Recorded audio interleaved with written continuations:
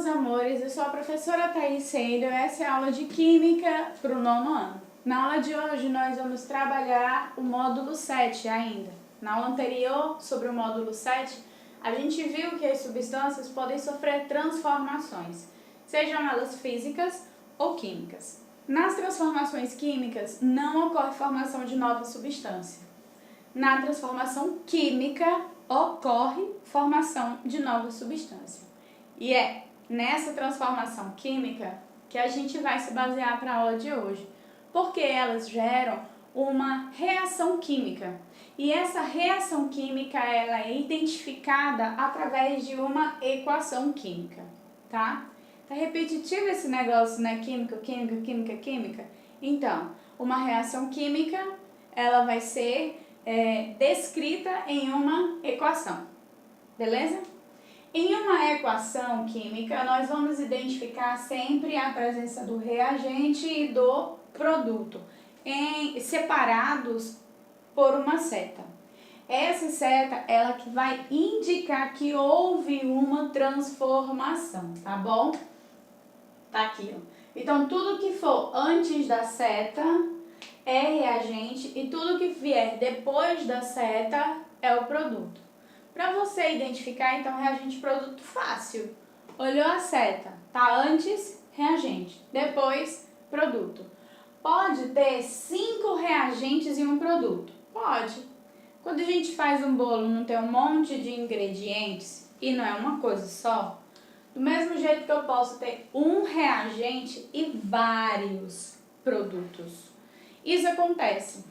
O mais importante agora é a gente conseguir identificar onde é o quê? Reagente antes da seta, produto depois. Essa seta pode trazer algumas imagens em cima. Se trouxer, é para indicar o que aconteceu para formar essa nova substância. Se tiver escrito AQ em cima, quer dizer que eu precisei colocar essa substância em um meio aquoso, ou seja, eu precisei misturar essa substância com água, tá? Se for uma seta subindo num ângulo de 45 graus, uma setinha torta, quer dizer que essa equação química vai me liberar um gás. Se eu tiver uma seta apontando para baixo, quer dizer que no fundo do recipiente eu vou identificar a presença de precipitado, ou seja, houve formação de sólidos. Se tiver um delta, quer dizer que provocou um aquecimento, tá? Eu preciso aquecer essa substância, essa mistura, para que ela possa formar uma nova substância. E se for um lambda, quer dizer que eu preciso que ela seja exposta à luz. Nem sempre em cima da seta vai ter alguma indicação, tá? Mas se tiver, essas são as mais comuns. Outros detalhes que eu posso observar em uma reação química é, por exemplo, a presença de uma seta indo e voltando. Isso quer dizer que ela é reversível, ou seja, é uma reação química que eu posso desfazer, tá? Um exemplo de reação reversível em casa é um baião de 2. Aquele que não gosta de baião de 2, você não gosta. Aí você vai visitar um parente e ele faz todo feliz o baião de 2. A única coisa que tem para comer. Aí, claro, sua mãe sabe que você não gosta, ela vai dizer assim, vai comer. Né? Você olha, ela destampa a panela, a primeira coisa que ela faz, quando vê que tem o que você não gosta, ela olha pra você e vai comer. E você tem que comer. Aí, o que você vai fazer? Você vai catar, né? Bota arroz de um lado, feijão do outro, revertir a reação. É claro que na cozinha é mais difícil ter essas reações reversíveis. Por exemplo, piqui. Pequi é um negócio irreversível. A pessoa faz uma galinhada com pequi. Não vem com história de que eu posso pegar só o caldo. Tá lá o gosto do pequi. Uma galinhada com pequi. Um arroz com pequi. Gente, eu já vi feijão com pequi. Na verdade, já fui num lugar que tinha A galinha com caldo, a carne, o arroz, o feijão, tudo com piqui. Não é uma reação reversível. Não tem como eu separar. Então, nem sempre as reações serão reversíveis. Mas se for, vai ter essa indicação. Outra coisa, eu posso encontrar pequenininho embaixo da fórmula o S, o L e o G. Vai me indicar o estado físico da substância. Isso quer dizer que eu preciso que aquela substância esteja naquele estado físico para que ela possa dar certo. Aqui, por exemplo, seria eu colocar assim, ó. Quer dizer que eu vou precisar que a água esteja congelada. Aqui eu tenho um ácido, tá? O ácido fosfórico. Se eu colocar um L, quer dizer que eu preciso que ele esteja líquido, ok? E assim vai. Posso ter sólido, líquido e gasoso com as letras diminutas. Cada fórmula pode trazer ou não é obrigatório, tá? E eu tenho o coeficiente. Em cada fórmula eu vou ter o coeficiente específico. O que é esse coeficiente? Bem, voltando para cá e ao exemplo do bolo, vamos dizer que eu diga para você fazer um bolo. Aí fala assim, tarefa de casa, você vai fazer um bolo, tá? O que você vai usar? Ovo, trigo, açúcar, margarina, tá? E aí você vai fazer um bolo de 20 centímetros. Coloquei embaixo porque não vai continuar. Com essas informações você consegue fazer o bolo? Você sabe quantos ovos você vai usar? Você sabe quanto de trigo, quanto de açúcar, quanto de margarina? Aqui não. Eu preciso especificar. Então vamos dizer que essa receita está errada. Já antecipo. Sejam 2 ovos e que aqui você vai usar 2 xícaras de trigo para 2 xícaras de açúcar e 200 gramas de margarina para fazer um bolo de 20 centímetros. Agora você pode. Liberado. Se eu sei o quanto do que, eu posso. Esse quanto é o coeficiente. Então, o coeficiente ele vai ser um número grande antes da substância e vai me dizer a quantidade. Se eu quiser fazer um bolo de 10 centímetros, eu sei que eu vou precisar diminuir a metade de cada um desses ingredientes, correto?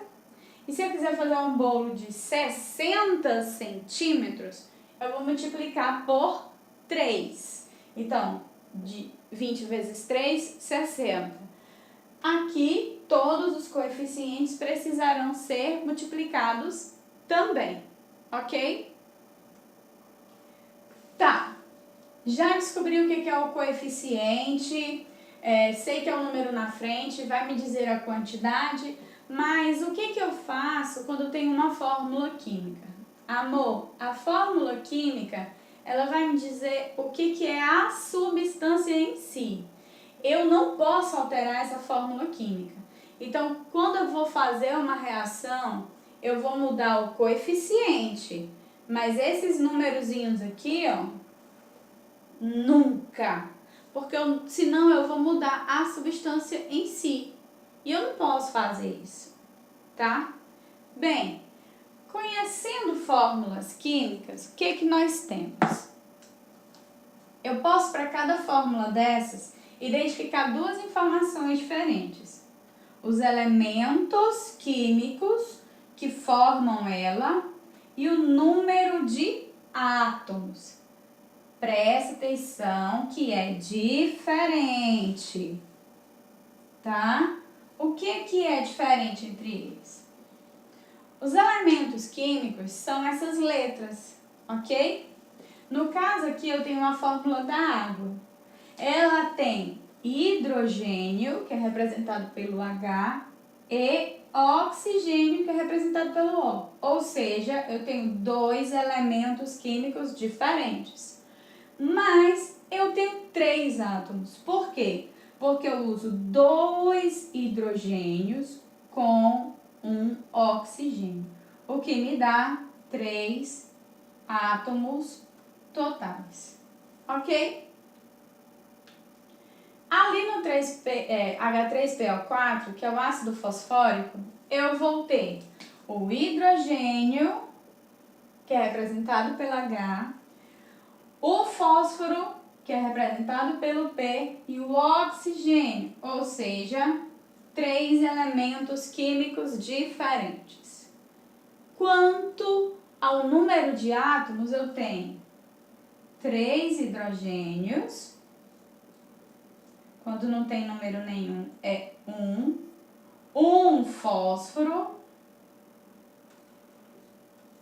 e 4 oxigênios, me totalizando 8 átomos, ok?